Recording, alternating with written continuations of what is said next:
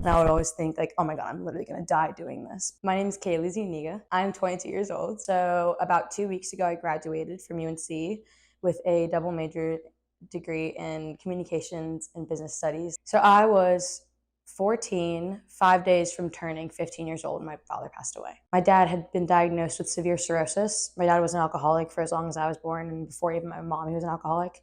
But his liver was failing him. Livers and kidneys are kind of dire. And so, to put it bluntly, he was rotting from the inside out. My brother received a call when he was at working the graveyard shift at Sheetz, and the police had called him because they had found my father passed out, face on the bed of his hotel that he had been renting out for the past couple days. And then my brother went, they rushed to the hospital. My dad was in a coma, alcohol induced. And he was in a coma for about 3-4 days. So then he was in the hospital after he awoke for, I think, 2 days.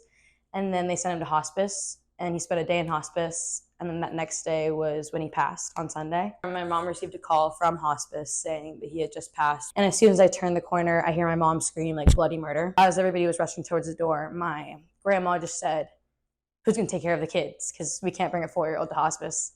And in that moment, I didn't want anybody else to miss out. So I said, me, obviously. I'm 14 at the time, so I know I'm able to stay home alone and take care of him. She wanted to see if I wanted to see him by any chance. And one of my biggest regrets, I said no. I didn't have a formal goodbye with my dad, to be honest, at least not one that I want to recognize. And so I wish I could have had that moment.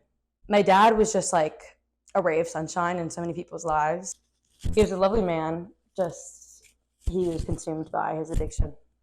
My dad was such a good person, and I just wish things didn't turn out the way that they did for him, but he was just a very sweet person and wouldn't hurt anyone. So, yeah.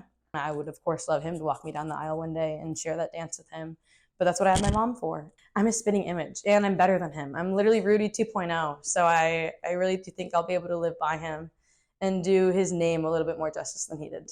I'm blessed to have what I have and who I have in my life.